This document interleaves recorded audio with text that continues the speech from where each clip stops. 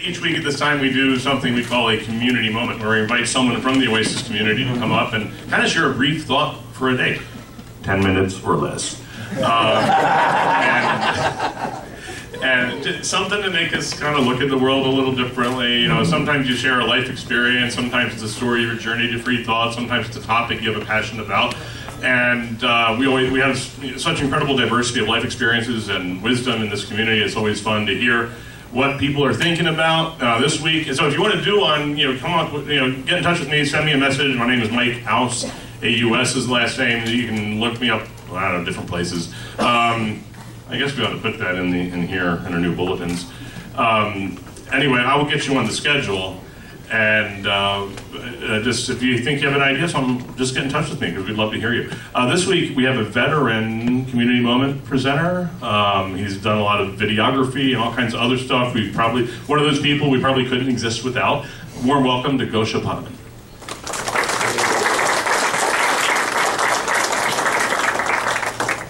Thank you for that introduction, Mike. I thought I'd do something fairly fun for my community moment, so without further ado. Renowned sci-fi author Arthur C. Clarke famously said that two possibilities exist. Either we're alone in this universe or we're not, and that both are equally terrifying. And he's right. The prospect of other intelligent life in the universe and the possibility of one day making contact is simultaneously exciting and terrifying for pretty obvious reasons. The possibility that there is no other life, on the other hand, is terrifying for a fairly unexpected reason that will hopefully be pretty obvious by the end of this talk. But first, a few words on the current state on the search for extraterrestrial life. We haven't found anything. It's not for lack of trying. For decades, we've been searching the stars using telescopes, listening for signals from deep space, hoping somebody hears our radio signals, you name it. We've built not one, but two space telescopes, and the Kepler Space Telescope has been incredibly successful. It's found over 2,000 exoplanets to date. Still, the overwhelming scientific consensus is that aliens have never visited Earth, and that we haven't found any signs of alien life anywhere. Notice I didn't say absolute consensus. There are always a few, shall we say, voices of dissent. Anyway, the fact that we haven't found anything is a little disappointing, but not at all surprising, because our galaxy, let alone the universe, is mind-numbingly huge. The numbers typically touted are that the Milky Way is between 100,000 and 120,000 light years wide in diameter, 2,000 light years thick, and contains between 100 and 400 billion stars, but I find that visuals are better. So if you drive out into the country and look up at the night sky on a clear day, you'll see hundreds of stars. It seems like a lot, but what you're actually seeing is approximately that. For those of you in the back who can't really see the red circle, well, it's kind of my point. All you can really see at night without a telescope is a tiny little corner of the galaxy. All the stars visible in the night sky are actually less than 1,000 light years away from Earth. Likewise, we've been broadcasting radio signals for close to 100 years now. Yeah, they've reached about that far. In the great scheme of things. And the Kepler Space Telescope that's discovered a couple thousand exoplanets, here's its field of vision, approximately. It's really sobering to realize that as much searching as we've done, we've barely looked outside of our little corner of our galaxy. So really trying to conclude anything based on what we've seen so far is a little like dipping a teacup into the ocean and saying, oh look, no whales. It's just not a good sample size to conclude anything. Anyway, back to the original question. Are aliens out there? Yeah, probably. What the hell kind of answer is that? Well, people lots smarter than me have tried to answer that question, so let me defer to them. The first most famous such attempt at an answer came in 1961 when astronomer Frank Drake proposed a probabilistic equation to estimate the number of active, communicative extraterrestrial civilizations in the Milky Way galaxy. He came up with this thing, this monstrosity called the Drake equation, that I'm not going to ask you to solve because it's a Sunday and nobody wants to do math. Unfortunately, it's a nice looking image, but it's kind of blurry, so here it is again for those interested. I'm not going to go in too much detail, but basically the premise is you're multiplying probabilities. You start with how many stars form in the galaxy in a given year. Turns out it's about 10, then ask, okay, out of those, what percentage have planets? Out of those, what percentage will life develop on, and so on, until you eventually get an estimate of how many alien civilizations there could be in our galaxy at any given time with the capacity to communicate. His original estimate was somewhere between 1,000 and 100 million. Give or take. Yeah, thanks, Frank. That's real exact, real useful. The problem is a lot of these factors, like how likely is a planet to develop life, didn't have good answers at the time, and a lot of them still don't.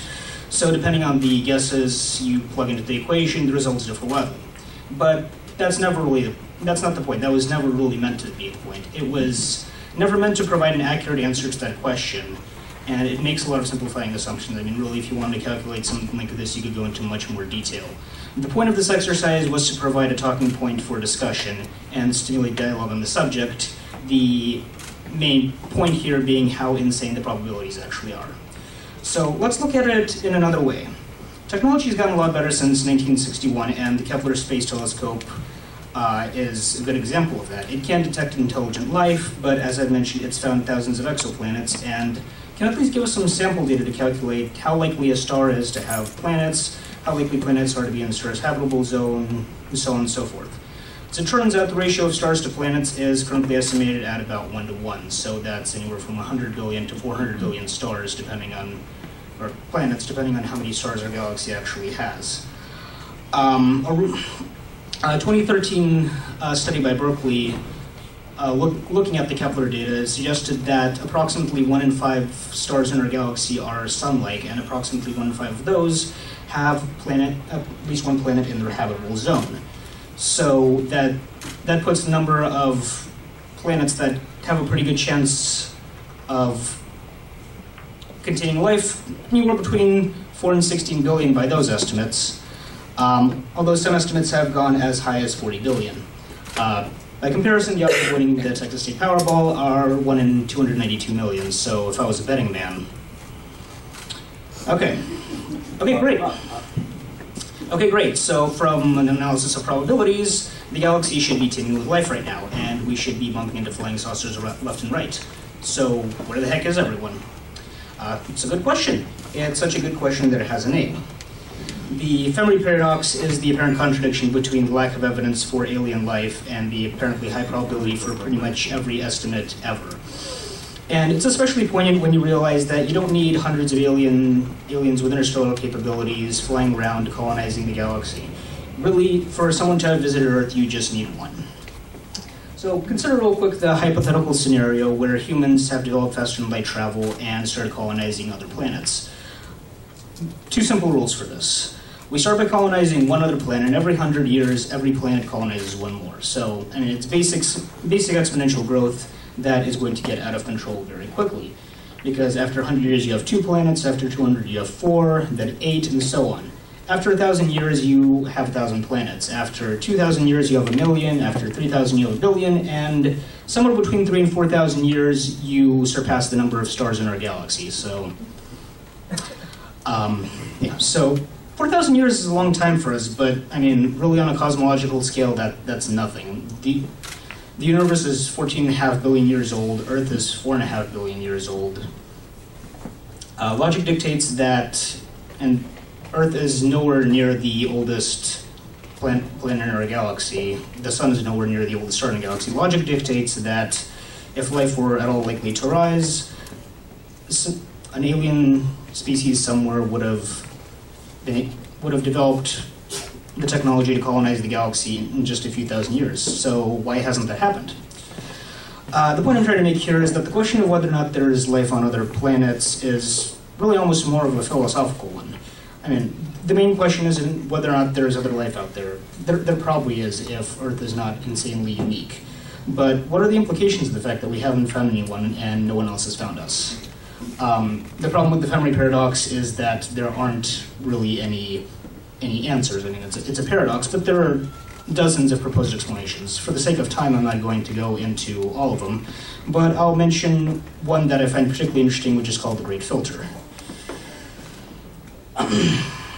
So this explanation goes something like this. There are a number of obstacles or filters that life must overcome to continue advancing. Examples of things that could act as a filter range from fairly simple things like going from simple to complex single-cell life or developing multi-cell life, or it can be something a lot more complex like developing tools or interstellar travel. Achieving at least one of these milestones is, according to this explanation, very improbable, and it's most likely that pretty much all life that arises in the universe gets stuck behind that milestone, and that milestone is the Great Filter. So where are we in this scheme? There are three possibilities. One, we are unique and special snowflakes, and the Great Filter is far behind us. It could be that there's something to the rare earth hypothesis, that life actually is incredibly unlikely to arise, or that life is actually fairly common and it really develops past the level of single-celled organisms. Option two is that we're the first, and that the Great Filters are not too distant past. It could be that plant and animal life arises regularly, but gets stuck at a primitive level. Maybe the Great Filter is something like developing tools or industrialization or space travel, I don't know. And then, of course, there's option three, which is that we're screwed because the Great Filter is still ahead of us. It could be that life on other planets regularly reaches the same technological level that we're at now, but that stalls out for some reason. Maybe the Great Filter is that most intelligent civilizations that arise can't muster up the resources to colonize other planets before exhausting the resources on their own. Or maybe intelligent civilizations tend towards self-destruction. So which is it? Or is there another better explanation that I haven't mentioned here or that nobody has ever thought of? I don't know, but we should probably up our funding to NASA. That's my talk.